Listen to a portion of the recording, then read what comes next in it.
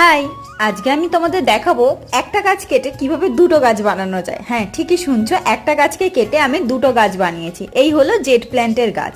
আর এই জেড প্ল্যান্টের একটা ভালো জিনিস হচ্ছে, এর যদি তুমি একটা পাতাও বসাও সেটা থেকে কিন্তু একটা গাছ আস্তে আস্তে গ্রো হয়ে যায়। এই জেড প্ল্যান্ট কিন্তু ইনডোর প্ল্যান্ট, তোমরা চাইলে বাইরেও রাখতে পারো, তবে ডিরেক্ট সানলাইটে রাখবে না। আর এই গাছটা কাটার সময় সত্যি বলতে আমার যে কি পরিমাণে কষ্ট হচ্ছিল সেটা আমি তোমাদের বলে বোঝাতে পারবো না। তবে বলে না, ভালো কিছু পাওয়ার জন্য অল্প কিছু ত্যাগ করতেই হয়। এই যেরকম ধরো একটা গাছ থেকে আমি দুটো গাছ বানাতে পারবো, সেই কারণে আমাকে তো একটু কষ্ট করতেই হবে। আর এই যে যেটা কাটিংটা নিলাম সেটা নিচের দিকের পাতাগুলো আমি ছেঁটে দিয়েছি, আর আমি দিচ্ছি একটু হলুদ জলে স্প্রে করে।